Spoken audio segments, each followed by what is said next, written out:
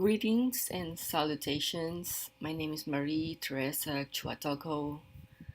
I'm a student of Master of Arts in Transformational Psychology, and this is my multimedia presentation for the course Alchemy and Psychotherapy under Professor Stephen Ulich. The title of my thesis is The Alchemical Red Pill of Jesus the Christ.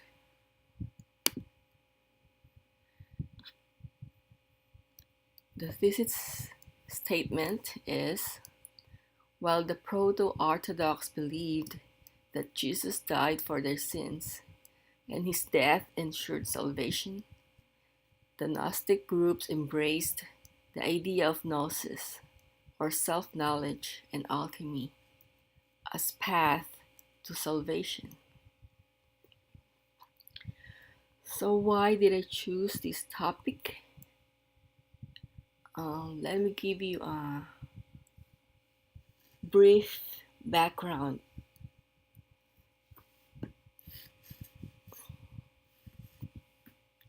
The God of Old Testament Yahweh had caused a great deal of suffering to his believers, and I was one of them. In the Bible, he was portrayed as wrathful and vengeful supreme being, watching each and every move of humans on earth. I also cannot accept that I was born with original sin, because I believe that I was born of original love. My instinct tells me that there is a glitch in Yahweh's matrix. I do not know what it is, but it is there, like a splinter in my mind, driving me mad. It is this feeling that brought me to quest for the alchemical red pill of Jesus the Christ. In my journey, I met mystics, seekers, and read books of scholars who share the same sentiment. Joseph Campbell was also brought up as a Catholic, but after the Second Vatican Council, he left the church. He had come to appreciate the power of myth, with its ability to reach into the subconscious and connect with the deepest parts of the human personality. He said that the Catholic Church went and threw it all out of the window. Furthermore, they threw it out at exactly the same time it was needed most. He saw that America had been Protestantized, and with Protestantism, the religion of mystery, myth, and century that drew on the deepest recess of the human imagination was emasculated. The ceremony was replaced with dull, literal biblicism. The mysterious temples to the divine Son of God were replaced with bare preaching halls, devoid of symbol, devoid of art, devoid of beauty, devoid of the ancient faith. Let me show you a short clip of Joseph Campbell about the Holy Grail.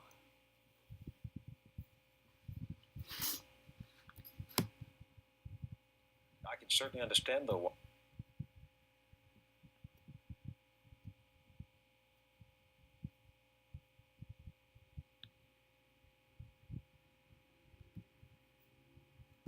castrates the guillotine.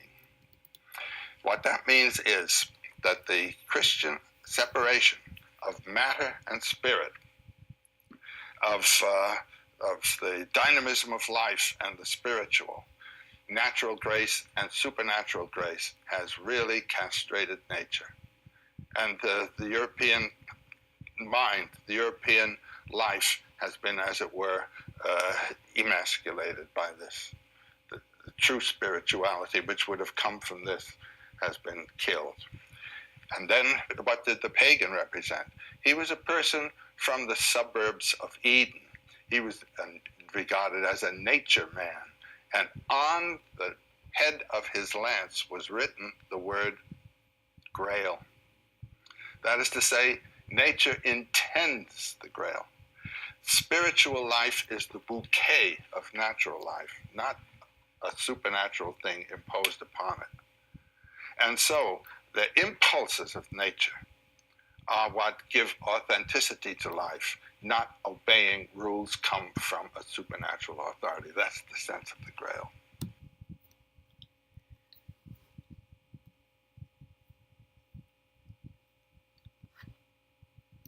Dr. Carl Jung experienced aspects of the Christian faith while growing up. He wrote the following about his early experience with the Holy Communion, which seems to be related to his later ideas about religions being only myths. Slowly I came to understand that this communion had been a fatal experience for me. It had proved hollow. More than that, it had proved to be a total loss. I knew that I would never again be able to participate in this ceremony. Why? That is not religion at all, I thought. It is because the absence of God. The church is a place I should not go. It is life which is there, but not. It is not life which is there, but death.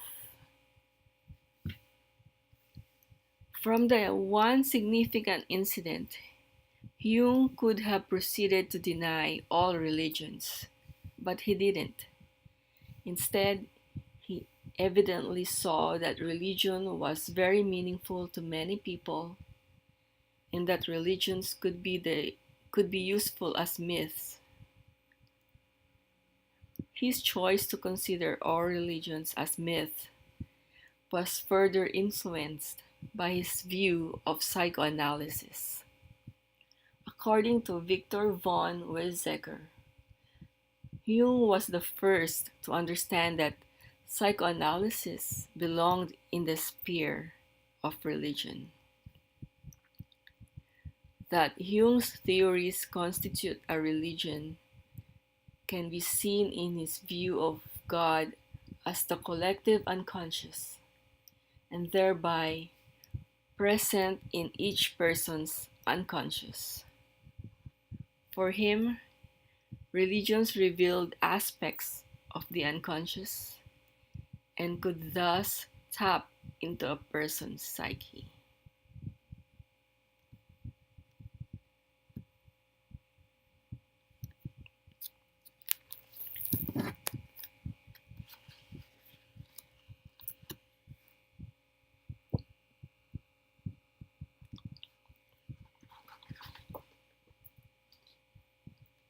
Stefan Heller is an author of Gnosticism and the bishop of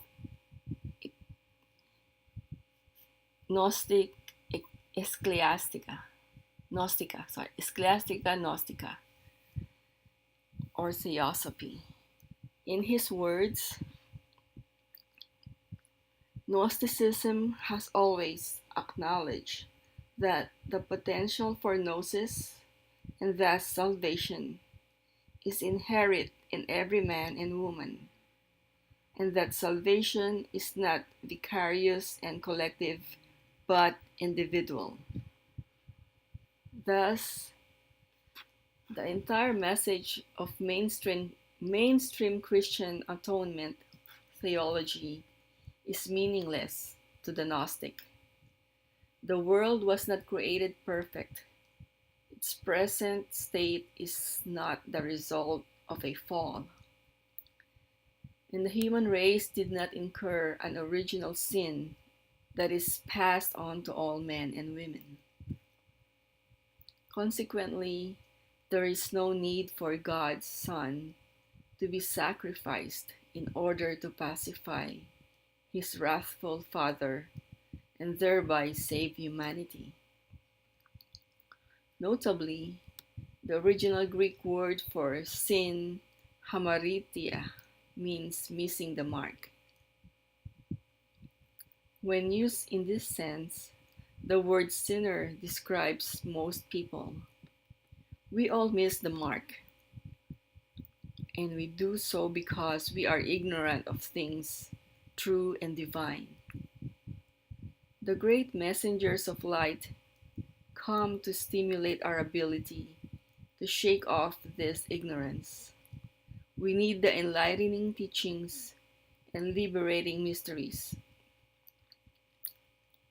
they bring to help us manifest our indwelling potential for liberation.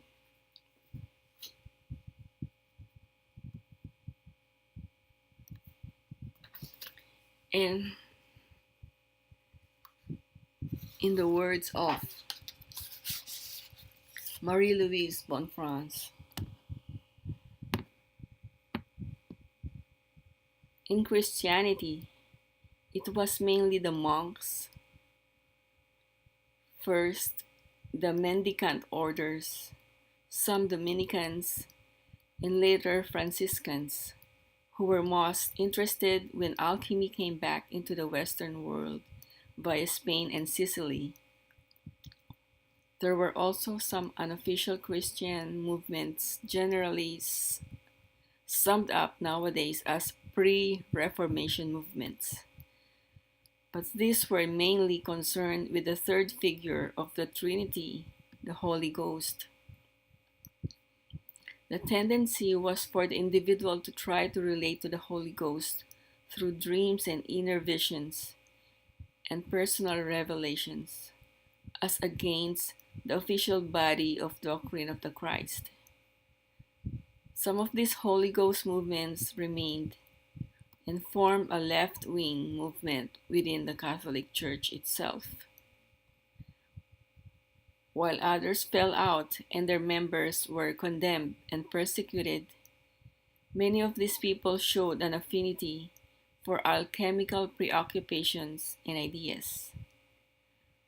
Where church people maintained an interest in alchemy, these people tried rather to free it from religious implications and slowly enable it to become a purely natural science in the modern sense of the word. In that way, one observes in general what Hume points out in his Introduction to Psychology and Alchemy, namely, that alchemy was never hostile to the prevailing religious ideas and movements, but rather formed a kind of complementary undercurrent.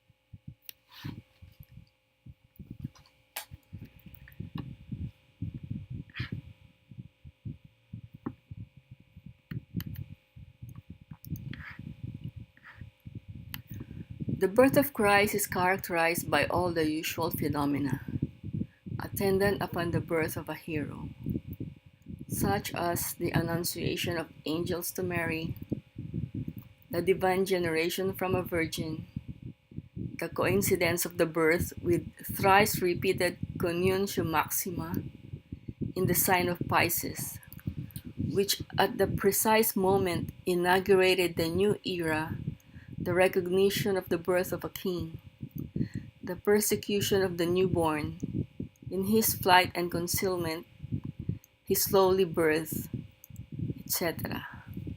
The motif of the growing up of the hero is discernible in the wisdom of the 12-year-old child in the temple, and there, are several examples in the Gospels of the breaking away from the mother.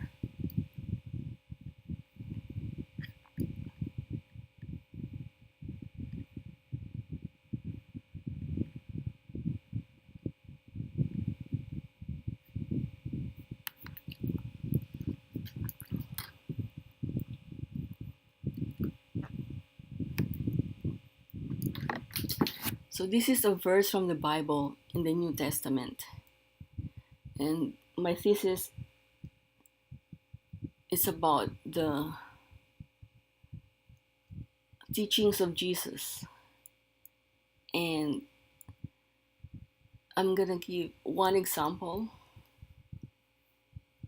And this is the first verse that is compelling to me. Therefore Pilate said to him, "So you are a king?" Jesus answered, "You say correctly that I am a king. For this I have been born, and for this I have come into the world, to testify the truth. Everyone who is of the truth hears my voice." John chapter 18, verse 37. In alchemy, the king is an incarnated symbol of the self, visible in the life of the society, also connected with the fact that on the more primitive cultural levels, he is always ritually killed if he shows signs of illness or old age, so that the spirit of the tribe may function better in the body of his successor. I'm gonna play a short clip from this scene. Here it is.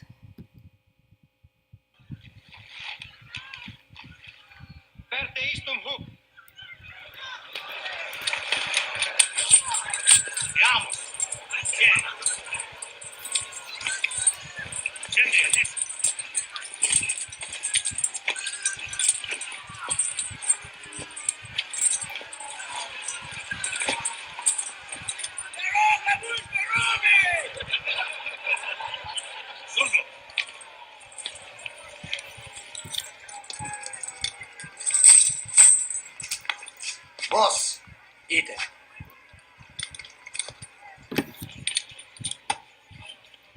Steek.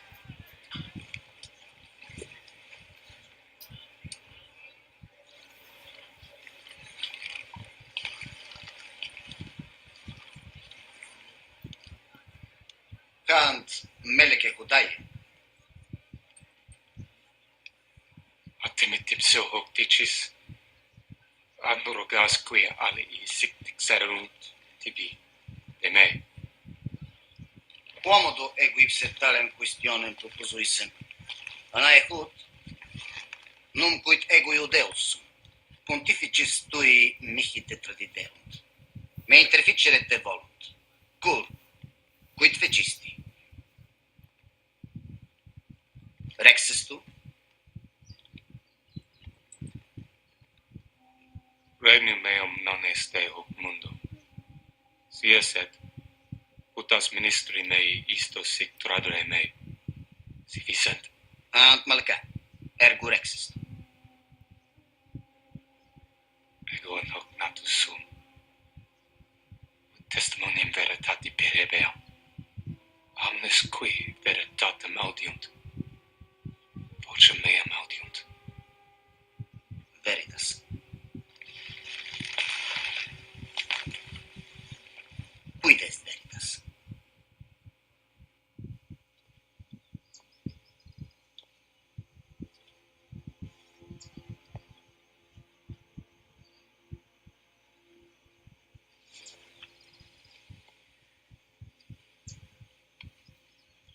Quid est veritas, Claudio? Eam audis, eam cognoscis quando dicitur. Ita, audio. Numet tu. Quomodo. Potes me dicere?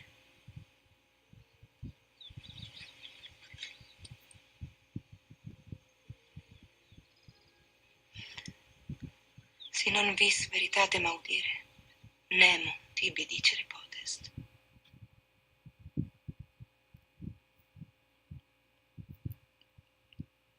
So I think the truth that Christ was telling is about the inner work when he said, "This is not my kingdom. The kingdom is not of this world." He's talking about the kingdom or the spiritual or the divine, and you cannot you will not know the truth unless you can hear what he's trying to say, which is the occult. It is hidden by the alchemist, and this is what interests me about his teachings, because I think that Jesus, whether he is a historical man or uh, what do you call this, a historical man or a symbolical figure of ours, of our psyche or the self, I think that whenever I read the Bible, I think that he's trying to tell us something. I mean, something not literal, something that you have to decode, something that is encrypted. So that draws me to the works of Hume and others like um, Rudolf Steiner and also existentialists like Kierkegaard. So that this is the conclusion of my rough draft. Um, I got more. I got more to do. So this is my presentation, and thank you for watching. And I'm gonna show you my last slide. So this year, I mean last year, I took the red pill. So now I'm Alice, going down the rabbit hole. But I mean, I'm barely scratching the surface. So I'm really grateful that this course gave me and my fellow classmates a platform to explore our interest in alchemy and psychology. Thank you and Godspeed.